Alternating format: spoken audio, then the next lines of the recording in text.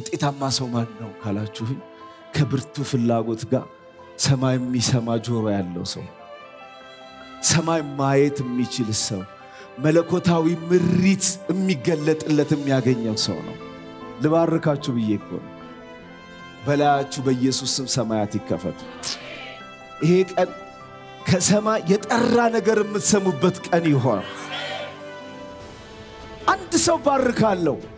በብዙ ትግል ውስጥ ያለን ሰው፣ በብዙ ጥረት ውስጥ ያለ ሰው፣ ሙከራ ያላቆመ ሰው ቀን እንዲወጣለት ቀና ለማለት ከራሱ አልፎ ለሰው ለመትረፍ ጎንበስ ቀና የሚል ሌሊትና ቀን ሳይታክት ለሚተጋ አንድ ሰው እነዚህን የሙከራ ሕይወቶች በመለኮታዊ ራእይ የሚጠቀልል የሰማይ ድምፅ በኢየሱስ ስም በቤት ላይ ይሆን።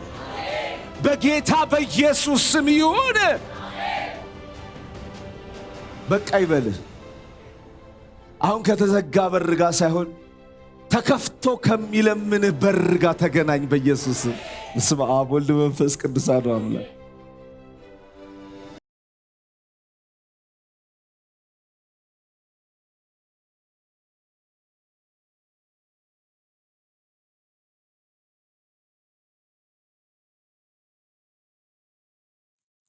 ርዕስ ለምትጽፉ ሰዎች የለውጥ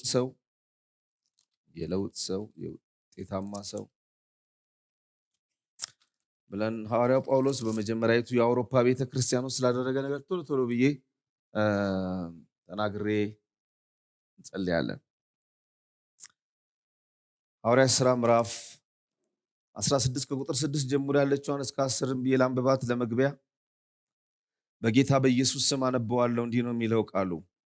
በእስያ ቃሉን እንዳይናገሩ መንፈስ ቅዱስ ስለከለከላቸው በፍርግያና በገላትያ አገር አለፉ።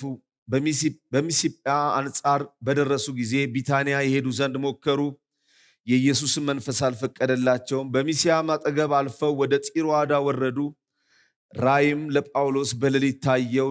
አንድ የመቄዶንያ ሰው ወደ መቄዶንያ ተሻገርና እርዳን እያለ ቆሞ ሲለምነው ነበረ።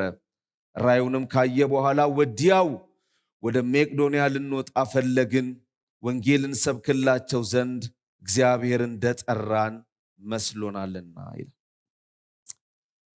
እንደው ለመጀመሪያ ያህል ብሎ ሐዋርያት ሥራ ምንድነው? ራሱ ሐዋርያት ሥራ ሲባል ምንድነው ብለን እንደው አጭር እንጠቅልለው ብንል ሐዋርያት ሥራ የእግዚአብሔር ሥራ አይቋረጥም፣ አልተቋረጠም የሚል መልእክት ያለው መጽሐፍ ነው። ሐዋርያት ሥራ ከማቴዎስ ከወንጌላት ከተዘጉ በኋላ ሮሜ ቢኖር ይባላል አይደል? ብዙ ጊዜ ከማቴዎስ ሲያልቅ ሉቃስ ሲያልቅ ማርቆስ ሲያልቅ ሉቃስ ሲያልቅ ሐዋርያት ሥራ ባይኖርና ሮሜ የሚባል ቢጀምር ቆሮንቶስ የሚባል ቢጀምር ከየት መጡ የሚለው ጥያቄ ብዙ ጊዜ መልስ አይገኝለትም ነበር ይባላል። ሁለተኛ ኢየሱስ ክርስቶስ ወደ ሰማይ አረገ ብለው ሲጨርሱ ቀጥሎ የሚሆነው ምንድነው የሚል የሚያጓጓ፣ ቀጥሎ የት ነው የሚደርሰው የሚል በጣም አጓጊ ጥያቄዎች በብዙ ሰዎች ልብ ውስጥና አይምሮ ውስጥ ይመላለሳል። ከዚህ በፊትም ደጋግሜ እናገረዋለሁ። ግን ይሄ ነገር ብሪጁ የተሰራው በክርስቶስ የተጀመረው ስራ አልተቋረጠም። በብርቱ ንጹህ በሆነው ከሰማይ በመጣው በንጹህ ልጅ አምላክ በሆነ ሰው የተጀመረው ያ በመስዋዕትነት ያ አምላክ ሰው በመሆን የተጀመረው ያ ሕይወት ብርቱ ባይሆኑም በደካሞቹ መንፈስ በረዳቸው፣ ብርቱ ባይሆኑም በፈሪዎች መንፈስ ባገዛቸው፣ ብርቱ ባይሆኑም በዝንጉዎች መንፈስ በሚያስታውሳቸው፣ ብርቱ ባይሆኑም ነገር ግን በብዙ ነገር ድካም በሚታይባቸው፣ ነገር ግን የጌታ መንፈስ ካጠገባቸው በቆመ በረዳቸው ባገዛቸው የቃል ኪዳን ልጆች ሆኖ እግዚአብሔር ባስነሳቸው ሐዋርያቱ ወንጌሉ እንደቀጠለ የምስራች የሚነግረን መጽሐፍ ቢኖር ሐዋርያት ሥራ ነው። ይህን እያሰብኩ ስመጣ እንዲህ እያሰብኩ ነው የመጣሁት። ይቀጥላል እያልኩኝ ይቀጥላል። የሚቆም የሚቋረጥ ሥራ የለም። ይቀጥላል። የጌታ መንፈስ አለ። ይቀጥላል። የሚያበረታ መንፈስ አለ። ይቀጥላል። ጌታ ለዘላለም ስሙ ይባረክ። ሐዋርያት ሥራ ማለት የእግዚአብሔር ሥራ ይቀጥላል ወይ ደግሞ የእግዚአብሔር ሥራ ቀጥሏል የሚል መልእክት የያዘ መጽሐፍ ነው። ሉቃስ ይህንን መጽሐፍ ለቴዎፍሎስ ይጽፍለት አንድ እዚህ ጋር የሚነግረው የሚፈልገው ነገር አውሮፓ እንዴት ነበር ወንጌል የገባው? የቀጠለችው ቤተክርስቲያን የተሰጣትን ካርታ እጇ ላይ የነበረውን ካርታ እንዴት ነበር ወደ ፍጻሜ ያደረሰችው የሚለውን ሐዋርያው ለቴዎፍሎስ ይጽፍለት አንዱ የነገረው የዚህን ሐዋርያት ሥራ ምዕራፍ 16 ነው። ሐዋርያት ሥራ ምዕራፍ 16 ከኛ ቀጥሎ ከኢትዮጵያውያን ቀጥሎ እንዴት አውሮፓ ወንጌል እንደገባ እኛ ጋር በ8 ነው የገባው። ምዕራፍ 8 ላይ ነው የገባው። ቢያንስ በምዕራፍ ራሱ በ8 እንበልጣቸዋለን።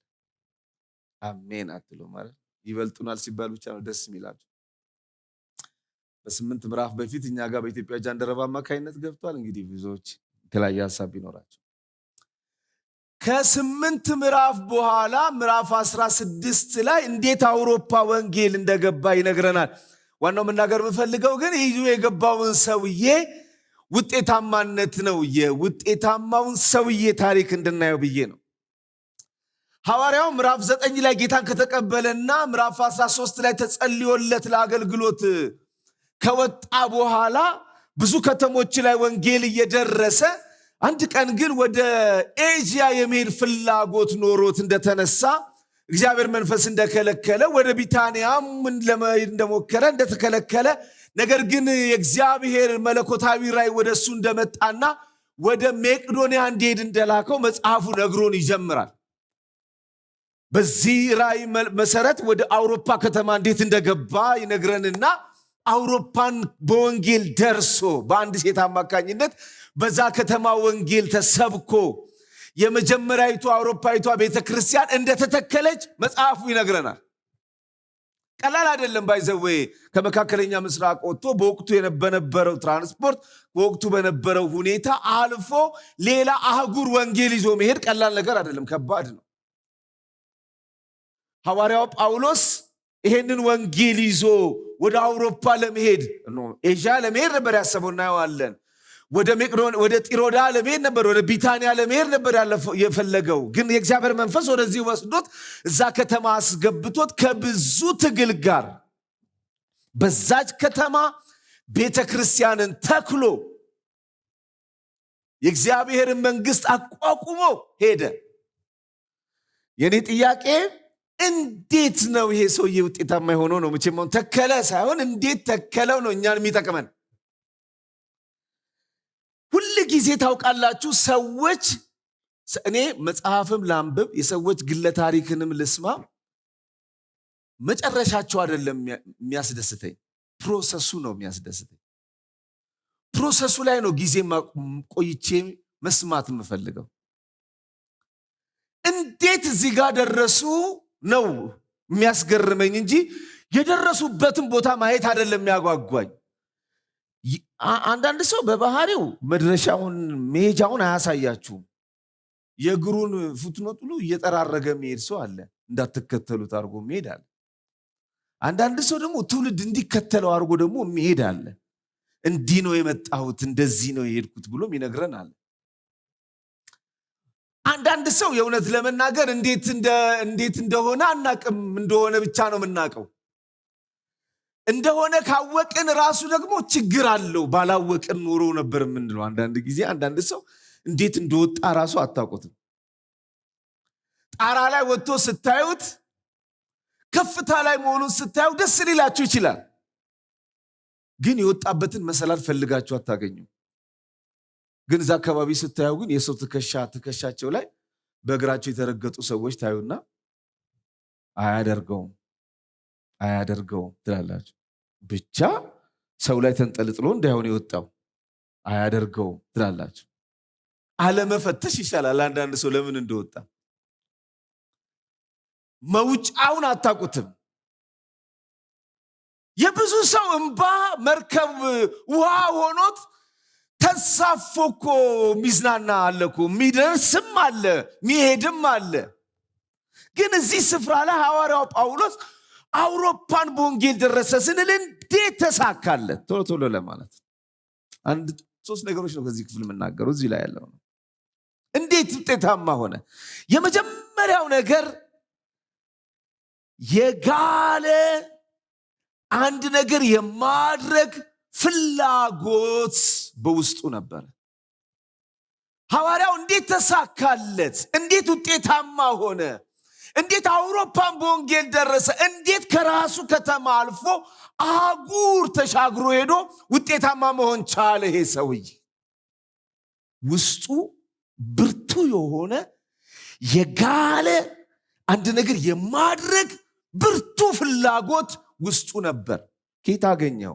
ቁጥር 6 እና 7 በእስያ ቃሉን እንዳይናገር መንፈስ ቅዱስ ከለከለው።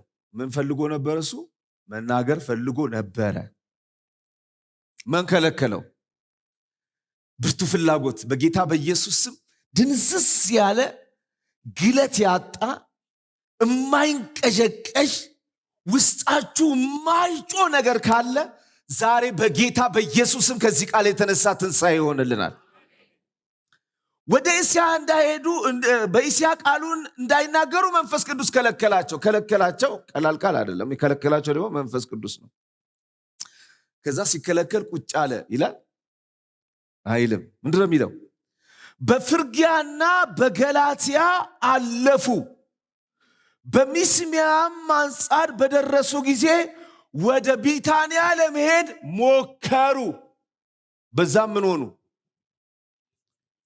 ከለከላቸው።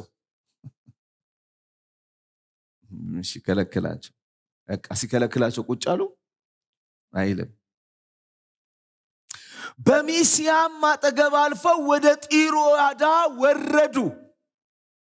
አሁን እነዚህ ልሳን የሆኑ ስሞችን እኮ የምንሰማው ወደ ሚስያማ ወደ ጢሮአዳ ወደ ምናምን እያል የምንሰማቸው የሐዋርያውን ፍላጎት የሐዋርያውን አንድ ነገር ለማድረግ ያለን ጥረት እግዚአብሔር በመጀመሪያይቱ ቤተክርስቲያን በአንጾኪያ ቤተክርስቲያን ውስጥ እጅ ተጭኖ ተጸልዮለት ከወጣ ቀን ጀምሮ ሰውየው ውስጥ ያለ የመንፈስ ግለት፣ ሰውየው ውስጥ ያለ ሩጫ፣ ሰውየው ውስጥ ያለ የሚንቀዠቀዥ የማድረግ ፍላጎት፣ የመስራት ፍላጎት፣ የማገልገል ፍላጎት፣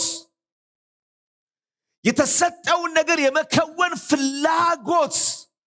ብዙውን ጊዜ ይህን ክፍል የምንጀምረው ከመለኮታዊ ራእይ ነው። እግዚአብሔር ራእይ ሰጠውና ወደ መቄዶንያ ሄደ። ኖ ራእይ የሰጠው ለማን ነው?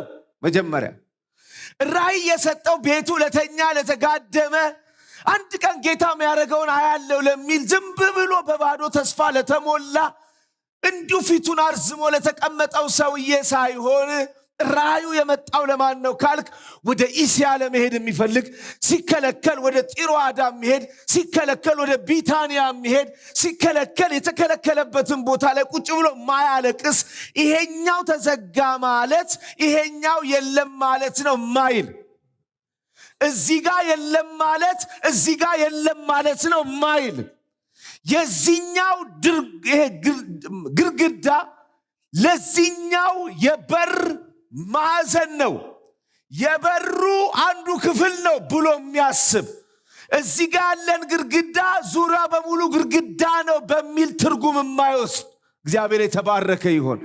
እዚህ ጋር ዝግ ነው ሲባል እዚህ ጋር ደግሞ ክፍት ሊሆን ይችላል። እዚህ ጋር ዝግ ነው ሲባል ይሄኛው ክፍት ሊሆን ይችላል ብሎ የሚሞክር የማይተኛ የሚጥር የማይዘናጋ እጅ የማይሰጥ ማንነት ያለው ሰው ነው። ጌታ ለዘላለም ስሙ ይባረክ። ለምን ተሳካለት? ይሄ ሰውዬ መቀመጥ አይችልም። ይሄ ሰውዬ መቆም አይችልም። ይሄ ሰውዬ በተከለከለ በር ፊት ማልቀስ አይችልም። ይሄ ሰውዬ ኖ ስትሉት የሚቆም አይደለም። እዚህ ጋር ስትከለክሉት እዚህ ጋር በር የሚፈልግ ሰውዬ ነው። ያውም እኮ እውነት ካወራን እኮ እግዚአብሔር መንፈስ ከለከለው ሲባል ጌታማ ከሌለበት ቁጭ ልበል ማለት ይችላል ሰውዬ። ኖ ጌታ ኤዥያ አትሄድም አለኝ ማለት ቢታንያ አትሄድም ማለት ትርጉሙ ዓለም አቀፍ አይሆንም። ከኔ ጋር ናችሁ? ይሄኛው አልተሳካም ማለት ትርጉሙ ስኬት የሚባል ላንተ አይሆንም። ዘርማንዘር ስኬት ማለት አይደለም። የሆነ ቦታ የቆረቆርከው በር አልተከፈተም ማለት ምድሪቱ ላይ ያለ በር በሙሉ ዝግ ነው ማለት አይደለም። ሐዋርያው ውስጡ ያለው መንፈስ የተነሳበት የማድረግ ፍላጎት በተዘጋ ደጅ ፊት ማልቀስ ሳይሆን ሌላ በር አለ፣ ሌላ እድል አለ፣ ሌላ ሀገር አለ፣ ሌላ ስራ አለ፣ ሌላ ቦታ አለ ብሎ ማሰብ የሚችል ሰው ነበረ። እግዚአብሔር በዚህ ባርካችሁ ባካችሁ። በቃ ዝግት አይልም። አለ ሌላ። ወሰይ እስቲ አንዴ ሁላችንም አለ ሌላ በለው እስቲ። በጌታ በኢየሱስ ስም እዚህ ቤት ውስጥ የሆነ ነገር በተዘጋ በር ፊት ቆማችሁ የምታለቅሱ ሰዎች ሼፓካሮዲያስ ጌታ ምስክሬ ነው። አሁን በኢየሱስ ስም ዞር የሚል መንፈስ በኢየሱስ ስም ያገኛችሁ። አሁን አንዳንድ ጊዜ እንደሱ ነው። በቃ ሰው ዞር ዞር አይልም። አገልጋይ ትሆናላችሁ፣ ነጋዴ ልትሆን ትችላለህ፣ ተማሪ ልትሆን ትችላለህ፣ የተለያየ ፕሮሰስ ላይ ያላችሁ ሰዎች ልትሆን ትችላላችሁ። የሆነ ነገር ሞክራችኋል፣ የሆነ ነገር አልተሳካም። ውጤታማ ሰው ማን ነው ካላችሁኝ የሆነ ነገር ሲከለከል እጁን አጣጥፎ የማይቀመጥ ሌላ እድል አለ፣ ሌላ ቢዝነስ አለ፣ ሌላ ስራ አለ፣ ሌላ አገር አለ፣ ሌላ ህይወት አለ፣ ሌላ ኑሮ አለ፣ ሌላ መድረክ አለ፣ ሌላ አገልግሎት አለ፣ ሌላ የእግዚአብሔር እቅድ አለ። ጳውሎስ የሚገባው ኤዥያ አትሄድም ሲባል የገባው የትም አትሄድም የሚል አይደለም ትርጉሙ። ምክንያቱም በየቀኑ የሚመጣው መለኮታዊ ምሪት መጀመሪያ እጁን ይዞ ካወጣው በነገስታት ፊት በአሕዛብ ፊት ትቆምልኛለህ የሚለው ያ እንደ መልክ የያዘው ዋናው የጥሪው መሰረት በየማለዳው የሚመጡ ነገሮች አንካሳ እንዲያደርጉት አይፈቅድለትም። ኤዥያ መግባት አትችልም ሲለው ኤዥያ ነው እሺ፣ ስለዚህ ቢታንያ ሊቻል ይችላል። ቢታንያም ዝግ ነው። ወደ ጢሮአዳ ሊሄዳ በኢየሱስ ስም አይቀመጥም። ሰውየው መቀመጥ አይችልም። መንፈሱ በፍጹም የጋለ ነው። ብርቱ መንፈስ ነው ያለው። ዛሬ በጌታ በኢየሱስም በዚህ እግዚአብሔር ይባርካችሁ። በቤተ ክርስቲያን እነዚህን 2 ሳምንታቶች ትምህርት ይሰጣልና በማገለግልበት ቸርች በመላው መሰረተ ክርስቶስ ቸርች ውስጥ ለ2 ሳምንት ትምህርት አንዱ የሚሰጠው ትምህርት አለና እሱን ትምህርት እየተዘጋጀ ያለ አንድ ሮሜ መጽሐፍ ላይ አንድ ጥቅስ ተነበበ እና ጥቅሱ በስራ አትለግሙ ይልና ምንድነው የሚለው? መንፈሳችሁ በመንፈስ የምትቃጠሉ ሁኑ የሚል ቃል አለ እና ክፍሉን ካየሁት በኋላ አወራን ከአንዳንድ ወገኖች ጋር። ይሄ በመንፈስ የምትቃጠሉ ሁኑ የሚለው ግን በመንፈስ ቅዱስ ንደዱ ነው የሚለው ብዬ የሚል ጥያቄ ጠየቅኩኝ። ከዛ ሁሉም ሰው ይመልስልኝ ጀመር። በኋላ ለምን አናየውም ክፍሉን ብለን አሰብን። ምን አስበ ነው አሉኝ። እኔ በመንፈስ ቅዱስ ተቃጠሉ ሳይሆን መንፈሳችሁ የራሳችሁ መንፈሳችሁ የጋለ ይሁን የሚል ነው ይመስለኝ። እኔ አትቀስቅሱ፣ ድንዝዝ አትበሉ፣ ድንዙዝ አትሁኑ፣ የሆነ ጨለምተኛ አትሁን፣ ቁጭ አትበል፣ አትፍዘዝ፣ መንፈስ የጋለ ይሁን ሚል ነው ይመስለኝ አልኩኝ። ለምን አናጠናውም? ከዛ 1-2 ሲጠና መንፈስ የሚለው ቃል ፔኖማ ነው አይደል? የግሪክ ቃል። ይሄኛው በስሞል ሌተር ነው የተጻፈው። ይሄ ማለት የሰው መንፈስ ነው። እንዴት ደስ እንዳለ ልነግራችሁ አልችልም። እዚህ እንደመጣ እያሰብኩ ይሄን ቃል እያሰብኩ ስለነበረ በስመ አብ ጳውሎስ በመንፈስ ቅዱስ ብቻ ሰው መንፈሱ ራሱ የጋለ ነበረ። ልባርካችሁ እኮ ነው። መንፈሳችሁ የጋለ ይሆን። ስሩም፣ ነግዱም፣ ተማሩም፣ አገልግሉም በጋለ መንፈስ መንፈስ በኢየሱስ ስም ይሆንላችሁ። የማይቀመጥ ሽንፈትን የማይቀበል ኪሳራን የማይቀበል የተዘጋን በር የማይቀበል ይሄ ሲዘጋ ይሄን የሚሞክር ይሄ ሲዘጋ ይሄን የሚሞክር ይሄን ቢሲለው ይሄኛውን የሚያንኳኳ በኢየሱስ ስም የጋለ መንፈስ ይሆንላችሁ። ኧረ በደንብ አሜን። ለምን ተሳካለት? ይሄ ሰውዬ መንፈሱ ጋለ ሰው ነበረ፣ ብርቱ ሰው ነበረ። ተኝቶ ለማንቀላፋት እድል የለው። እኔ ስለ አገልግሎት ባወራ ደስ ይለኛል፣ ግን እያሰብኩ ለእናንተም እየጸለይኩ ነበር። እግዚአብሔር ሆይ በእውነት አንድ ምንድነው የሚባለው ሕግ አስከባሪ ወይ ደንብ አስከባሪ እዚህ ጋር መጥቶ የጉልት እንትኗን በትኖባት የሄደች ሴት ምንጣፏን ከዚህ ጋር አንስታ እዚህ ጋር ዘርግታ ሌላም ኑሮ አለ። ቆሜ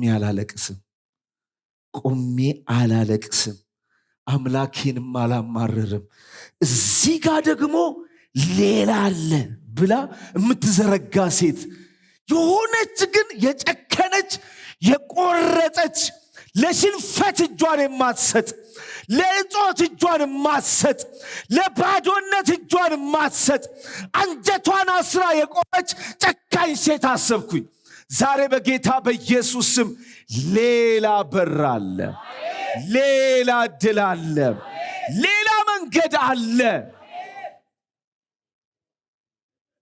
ባለፈው ጊዜ ተነጋግረን ነበር አይደል? ዮሐንስ ወንጌል ምዕራፍ 5 ላይ ያለው ሰውዬ እኮ 38 ዓመት ሙሉ የተኛው በስንፍና እንዳይመስላችሁ። በጣም ነው ሁሌ ደስ የሚለኝ ጌታ ኢየሱስ ክርስቶስ መጥቶ ሲጠይቀው እዛ ጋር ተኝቶ ሁሉ ሰው ሲፈወስ አንድ ቀን እንግዲህ ልፈወስ ይችላል ብሎ የተኛ ሰው ሳይሆን ስለራሱ ሲናገር ምን አለ? እኔ ለመሄድ ስሞክር እየሄድኩ ሳለው ሌሎች ይቀድሙኛል ሚለው ቃል ሁሌ ያስደስተኛል። ምንድነው የምታደርገው? እሞክራለሁ። 1 ዓመት አልተሳካልኝም፣ እሞክራለሁ። 2 ዓመት አልተሳካልኝም፣ እሞክራለሁ። 3 ዓመት አልተሳካልኝም፣ እሞክራለሁ። ስንት ዓመት ነው የምትሞክረው? 5 ዓመት። ስንት ዓመት ነው የምትሞክረው? 6 ዓመት። መጨረሻ ላይ ወንድሜ ሞክሮ ሜዳ ላይ የቀረ የለም፣ ታግሎ ሜዳ ላይ የቀረ የለም። ራሱ ኢየሱስ መጣ አጠገቡ። ሃሌሉያ! መጣ አጠገቡ ነው የቆመው። ወንድሜ ስንት ዓመት ነው የምሞክረው አትበለኝ። እንዴት እንዲህ ትላለህ? እስኪ መጣ ትሞክራለህ። የመጣ ቀን ያንተ ምዕራፍ አለ የሚጻፍ። ጌታ ምስክሬ ነው። ያንተ ምዕራፍ አለ። ባለ ታሪክ ትሆናለህ። እግዚአብሔር የሚነበብ ነገር ህይወት ላይ ይሰራል። እግዚአብሔር የሚነበብ ነገር ትውልድ ላይ ይሰራል። በጌታ በኢየሱስ ስም ከመሞከር፣ ከመንቀሳቀስ፣ ከመሄድ፣ ከመፈለግ አትጉደሉ በኢየሱስ ስም።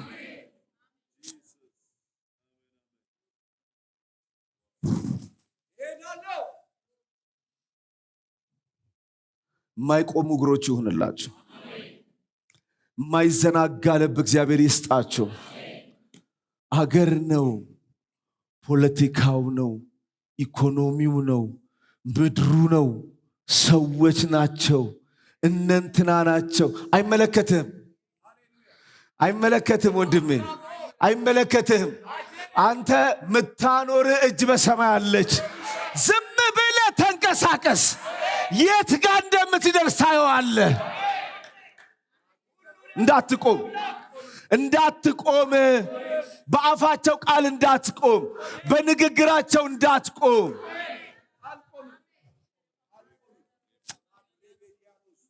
ይሄ ሰውዬ በምን ነበር ውጤታማ የሆነው?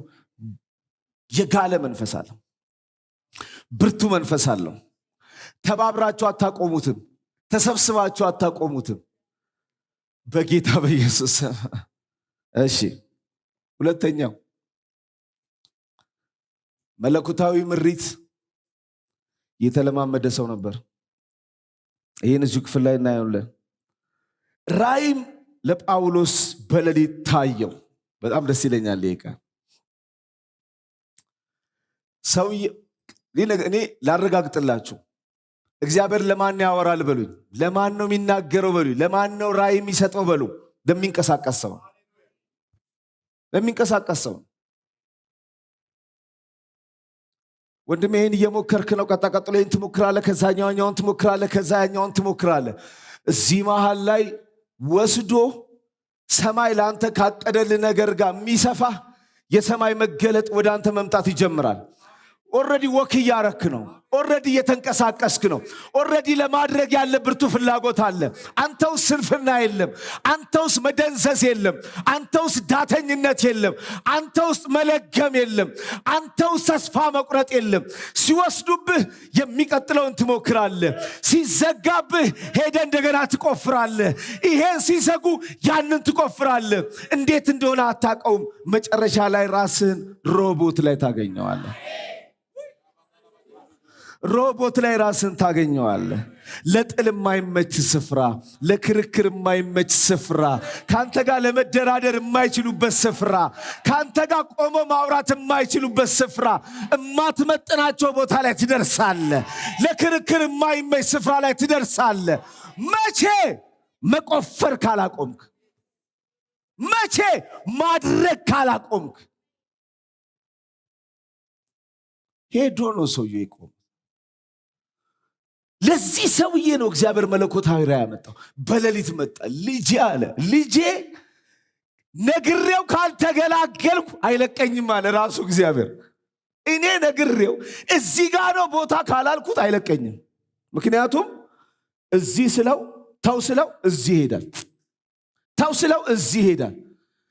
ይሄ ልጅ የሚቀመጥ አይደለም፣ ማረፍ የሚችል አይደለም፣ በመመሪያ አይደለም፣ ከቤተ ክርስቲያን ሳት ካገቶ የሆነ ነገር ሆኖ አይደለም።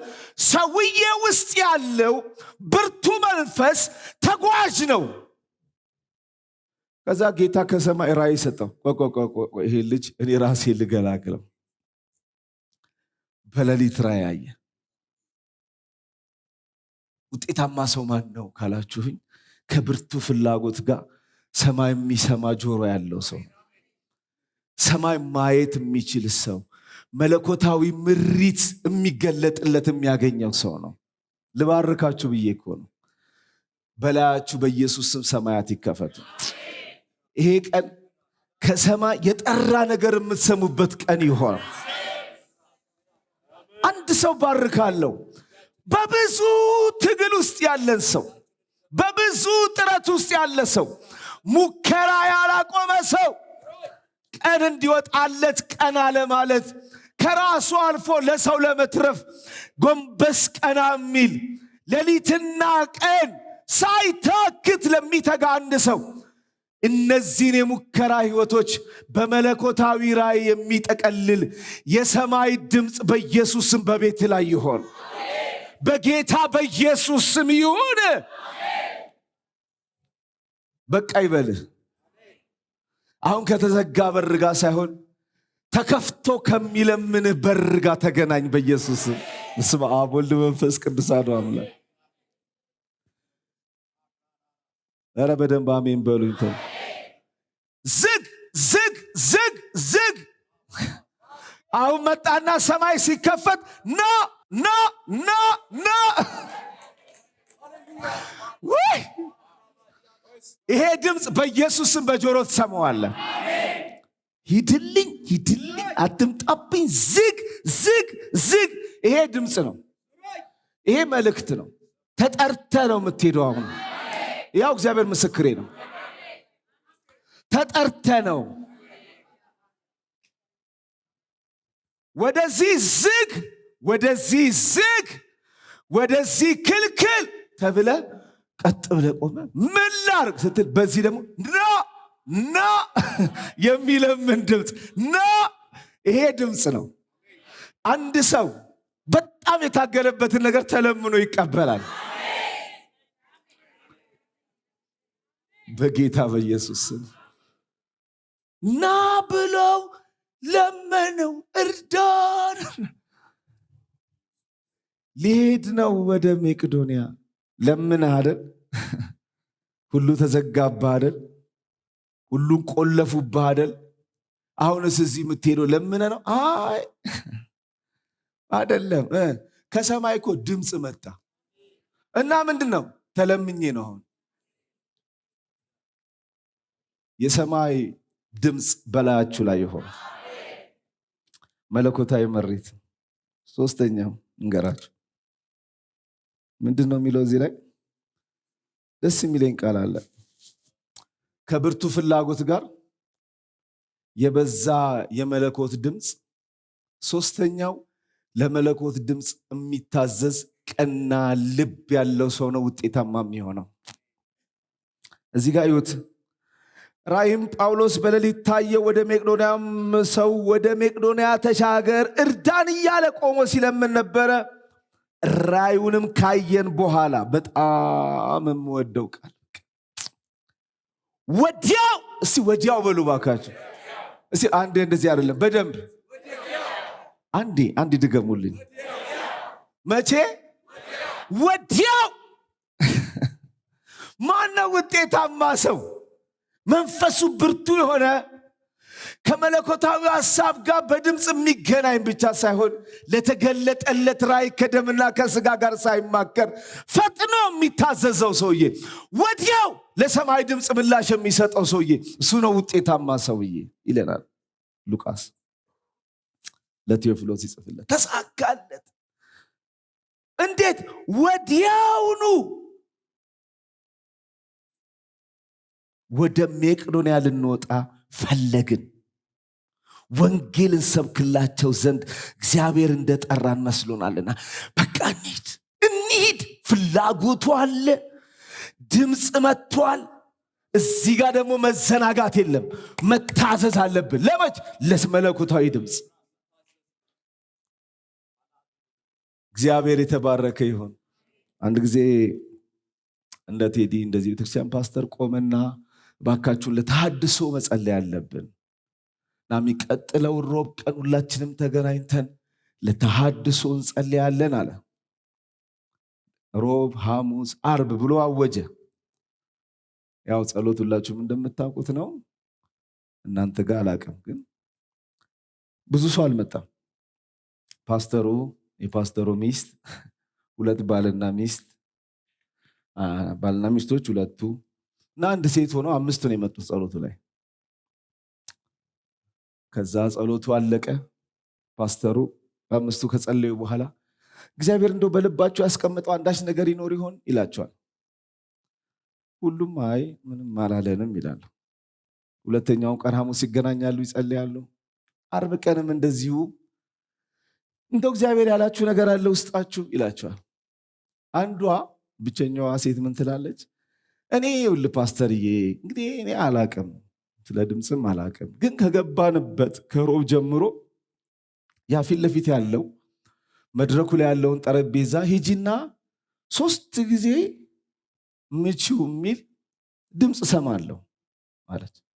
ከመቼ ጀምሮ? ከሮብ። ታዲያ ፈራሁኝ። እንዴ የኔ ነይና ደልቂው። ደግሞ ለመምታት እንኳን እኔን አላለሽ እንጂ እሱን በዩ ምን ችግር አለ? የሚገርማችሁ ነገር አሁን የሚጸልዩ ስለ ተሐድሶ ነው። ጠረጴዛ መምታት ከተሐድሶ ጋር ያለው ነገር ምንም። ራሱን የጻፈው ፓስተሩ። ከዛ ወጣች፣ ድው ድው ድው አርጋ ሄዳ ቆመች። ፓስተሩ መጽሐፉ መጽሐፍ ላይ ከሆነ ደቂቃ በኋላ ሊትራሊ ንፋስ ነው ይሄ። ሊትራሊ ንፋስ መንፈሳዊ ምናምን ሳይሆን ሊትራሊ ንፋስ በቤተ ክርስቲያኑ ዋናው በር በኩል ሲገባ ይኖር። ንፋስ ብለን ጮኸን ሳንጨርስ ሁላችንም የት እንደሆነ አናውቅም። 5ታችንም ተበታትን። ኃይለኛ ክብር ወረደ። ከዛን ቀን ጀምሮ አሁን ያለበት ጉባኤ በጣም ትልቅ ጉባኤ። ከዛን ቀን ጀምሮ እግዚአብሔር የቤተክርስቲያናችንን ታሪክ ቀየረው አለ። ወንድሜ መለኮታዊ ምሪት አንተ ሰፈር ትርጉም አይሰጠውም፣ አንተ መንደር አይብራራም። ግን ላለ ነገር እንደመታዘዝ ያለ በረከት የለም። ምንድነው አድርግ ያለ? አንድ ሰው ደወለልኝና ፓስተርዬ እባክህ ቤቴ ሰራተኛ ያጋርን ጣላት አለ። እና ሌሊት ነው ምን ላድርግ አልኩት። በቃ ጸልይልኝ በስልክም ቢሆን አለ። እኔ ከኢትዮጵያ ወጥቼ ነው በስልክ ለሰው መጸለይ የለመድኩት እንጂ እኔ እዚህ ሀገር ሮጠን መሄድ እየቻለን የምን በስልክ ነው ብዬ ነበር ማሰብ። አይ ቆይ እሺ አንድ ሰው አለ ከሱ ጋር አገናኝ አልኩትና አንድ ማቀው ቤተክርስቲያን አገልጋይ አለ፣ ለሱ ስልክ ሰጠሁትና እባክህ ለዚህ ሰው ደውልለት ተጨንቋል አልኩት። ደወለለት። ከዛ ምንድነው ችግር አለው። አጋንንት ሰራተኛዬን ጥሏት ነው አለ። በኋላ መታችሁ እርግጠኛ ነኝ አይደል ጠረጴዛ አትመቱም አይደል? አንድ ልምምድ አትደግሙም እናንተ። አሜን ነው አይደል? እና ካወራው በኋላ ነገረው። በኋላ ደወለልኝ መልሶ ፓስተርዬ ለምን አይነት ሰው ነው የሰጠኸኝ አለ። ምን ነው እንዴ ያለኝን ታውቃለህ? ዝም ብለህ በጥፊ ምታት ይወጣል መንፈሱ አለኝ አለ። በኢየሱስ እንዴት ነው ኤርሚ እንዴት ነው እኔ በጥፊ መታት? እኔ አላቅም እኮ እንግዲህ እሱ ነው የገባው፣ እኔ ምን አውቃለሁ ወዳጄ። ከዛ ደወልኩለት ፋሲሎ ምን ሆነ ነው በጥፊ ያጭላል? በቃ ጌታ ያለኝ ነው እንግዲህ ቶ በቃ እስከ ሌሊት ሲታገል ይደር ቶ በቃ አንተ ተኛ አረፈ ምናምን አለኝ። በኋላ ደወለለት መልሶ ምን አርግ ነው ያልከኝ? ነገርኩ እኮ በላት አልኩ አለ። ዞር አለና ጌታ ወይ እንግዲህ ዳንተ ጧ ሳርጋታል ወይ ብሎ ጮት አለ። ራስን የነገረኝ ደውሎ መንፈስ እኮ ጮት አለ። ሁሌ እንዳቀጠቅጥ ደግሞ መለኮታዊ ምሪት ወደ ሰው በሚመጣበት ጊዜ ለበረከታችን ምክንያት የቱ እንደሚሆን አናውቅም። እግዚአብሔር ምን አድርጉን? ፓስተር ዳንኤል ሐዋርያው ዳንኤል ሲናገሩ ሰምቻለሁ። አንድ ጊዜ ቤት ኪራይ ጨመረብኝና አሉና ጌታ ወይ ቤት ኪራይ ጨመረብኝ ምንድነው ማረገው ስለው 20% አድርገው አለኝ አለ። አይ ጌታ አልገባውም ማለት ነው። ቀላ ሰረድ ይኸውልህ ጌታ አልገባም መሰለኝ እያልኩ ያለሁት ይሄን ያህል ነበር ምከፍለው፣ አሁን ይሄን ያህል ጨመሩብኝ ነው አሉ። እሳቸው ናቸው ሲናገሩ የሰማኋቸው። ጌታ ገብቶኛል እኮ ገብቶኛል። አንተ ምን ታረጋለህ መሰል 20% አድርገው፣ እዚህ ውስጥ ነው በረከት ያለው። ምንድነው እግዚአብሔር እያለን ያለው? ወገኔ ትለፋለህ፣ ትደክማለህ፣ ትጥራለህ፣ ሰማይ የሆነ የሚገባ ነገር አለ፣ ለመታዘዝ ትቸገራለህ። ብዙ ነገር የተያዘው ለመጣው መለኮታዊ ድምፅ የሚዘረጋ እጅና ልብ እያጣን ነው። አንዳንድ ጊዜ ምን አለ ጌታ? ወዲያውኑ ለመሄድ ወሰንን። ወዲያው የሚያደርግ መንፈስ በኢየሱስ ስም ያገኛችሁ። ወዲያውኑ ምን አርግ አለ ጌታ? ምን ስራ አለ ጌታ? ደቀ መዛሙርት ለምጻም ሰዎች ኢየሱስ ጋር መጡና ከለምጻችን አንጻን አሉት። ብዙ አልናገርም። ጌታ እንዲህ አለ፣ ሂድና ራስህን ለካህን አሳያለሁ። ኦኬ ያለኝ ምንድነው? ሂድና ሙት። ትርጉሙ እኮ እንደሱ ነው። ሂድና ራስህን ለካህን አሳይ ማለት ሄደ ሙት ማለት ነው ለሱ የሚገባው። ምክንያቱም ሄጄ ለካህኑ ሳሳይ ለምጻም ሆነ ካህን ጋር መሄድ በድንጋይ አስወግሮ ያስገድልሃል። ለምጹን እያየ ጌታን እያየ ልሂድ? አው ሂድ አሳየው። ኦኬ እንድሞትልህ ፈልገሃል ማለት ነው? እንዲገሉኝ ነው? ግን ይሁን አንተ ካልክ ሄዳለሁ እስከነ ለምጼ። ምክንያቱም የህይወታችንን ለምጽ የሚያነሳው የህይወታችንን ታሪክ የሚቀይረው የመልካችንን ቡራቡሬ የህይወታችንን ቡራቡሬ የትዳራችንን ቡራቡሬ የቢዝነሳችንን ቡራቡሬ የሚቀይረው የመጣው ድምፅ መታዘዝ ሲከተለው ነው። አውቶማቲካሊ ሰውየው እስከነ ለምጹ እየበረረ ሄደ። የት እየሄድክ ነው? ለካህን እጄ ሰውነቴን ላሳይ። ይገላል። እሱ ግን ሄዳ አሳይ ብሎኛል። ትሞታለህ፣ እኔ አላውቅም ግን አሳይ ብሎኛል። እየሄድክ ያለህ ወዴት ነው? በነገረኝ ድምፅ ነው የሚሄደው። መድረሻስ ላኪው ነው የሚያውቀው። ስደርስ ምን ሊገጥም ይችላል? እማውቀው ነገር የለም። ሕግ ካሰብኩ ይገለኛል። በሕጉ መካከለኛ የመጣው ሂድ እያለኝ ነው። ሄጄ ምን እንደሚፈጠር ያለው መጽሐፉ ሲናገር እየሄዱ እያለ ነጹ ይላል። ኧረ በደንብ አሜን። እስቲ እጃችሁን አንሱ፣ በደንብ አጨብጭቡ። ጎሽ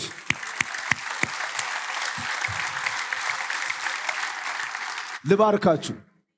በእውነት በመታዘዝ የሆነ መንጻት እማትገላገሉት በእናንተ አቅም፣ በእናንተ ኢኮኖሚ፣ በእናንተ ዘመድ፣ በእናንተ ጉልበት እማትገላገሉትን የሚገላግል በጌታ በኢየሱስ ስም የመታዘዝ መንፈስ በላያችሁ ላይ ይሆን። በደንብ አሜን በሉኝ እስቲ።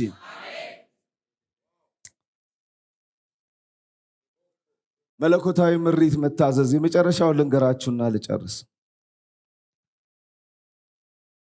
ብርቱ የሆነ መንፈሳዊ ውጊያ ማድረግ ነው። እዩት ክፍሉ ላይ ቁጥር 16 ላይ አንድ ሐሳብ አልፍ ያለው ግን ሰዓት ስለሌለን ይሄኛውን ብናገረው ይሻላል። ወደ ጸሎት ስፍራ ስንሄድ የሟርተኝነት መንፈስ ለጌቶቿ የጠነቆለች ብዙ ትርፍ ታመጣ የነበረች አንዲት ገረድ አገኘችን። እርሷም ጳውሎስንና እኛን የተከተለች የመዳንን መንገድ የሚነግሯችሁ እነዚህ ሰዎች የልዑል አምላክ ባሪያዎች ናቸው ብላ ትጮህ ነበር። ይህንንም እጅግ ቀን አደረገች። ጳውሎስም ግን ተቸገረና ዞር ብሎ መንፈሱን ከእርሷ እንድትወጣ በኢየሱስ ክርስቶስ ስም አዛሃለሁ አለው። በዚያ ሰዓት ወጣ ይላል። እሺ ምንድነው ልትለን የመጣው? እኔ ላችሁ የመጣው ዛሬ ውጤታማ ሰው ማን ነው ካላችሁኝ፣ መንፈሱ የጋለ ብርቱ የሆነ በሰዎች ንግግር በሁኔታዎች ነገር የማያቆም ሰውዬ ነው። ሁለተኛው መለኮታዊ ምሪት የተለማመደ ሰውዬ ነው። ሶስተኛው ለመለኮታዊ ምሪት በቀላሉ ያለ ትግል የሚታዘዝ ሰው ነው። አብርሃም ወዴት እንደሚሄድ ሳያቅ ወጣ እንደሚል አንዳንድ ጊዜ ገብቶን ብቻ ሳይሆን ሰማይ ላለን ነገር እሺ በማለት የሰማይን በረከት ወደ ቤታችን የሚያመጣ የመታዘዝ መንፈስ ያለበት ሰውዬ ነው። አብርሃምን የትውልድ አባት ያደረገው ማመን ብቻ ሳይሆን አምኖ መታዘዙም ጭምር ነው። ታዞ ማድረጉም ጭምር ነው። ለሰማይ ለተገለጠ ድምፅ ከደምና ከስጋ ጋር ያልተማከሩ ናቸው የራሳቸውንና የትውልድን ታሪክ የቀየሩት። መታዘዝን የሚያክል በረከት የለም። አሜን ነው የምትሉኝ? አራተኛው መንፈሳዊ ውጊያን የሚለማመዱ ሰዎች ናቸው። ሐዋርያው አውሮፓ ከተማ ገብቶ በዛ ብርቱ ፍላጎቱ፣ በዛ ራእይ፣ በዛ መታዘዝ እየገሰገሰ እየሄደ ያለ አንድ መንፈስ ያለባት ሴት ገጠመችው ይላል። በበረከታችን ውስጥ ትልቁ ነገር መንፈሳዊው ዓለም መለየት የሚችል አቅም ማግኘት ነው። መንፈሳዊውን ዓለም ካለያችሁት፣ አሁን ይሄ እኮ በእውነት በኢየሱስም የሚባል ንግግር አይደለም እኮ። የሴትየዋ ሁላችሁ የምታውቁት ነው። የጌታን መንገድ የሚናገሩ የልዑል ባሪያዎች ምናምን የምትል ናት። ግን በጎ የምትናገር ግን አዘግይ መንፈስ ነው። ከልካይ መንፈስ ነው። ቃሏ ደግ ነው። አሁን እገልሃለሁ ብትለው እኮ ሰይጣን ነው ትላላችሁ። አሁን ሁሌ ነግሬያችኋል። ከዚህ በፊት የሚያወራው ይመስለኛል። ኢየሱስ ክርስቶስን እኮ መጥቶ አትሙትብን ሲለው ጴጥሮስ ይሄ ምኑ ነው ይህ ሰይጣን? ጌታ ግን ዞር ብሎ አንተ ሰይጣን አለ። አየህ፣ ሰይጣን ሁሌ ገዳይ አይደለም።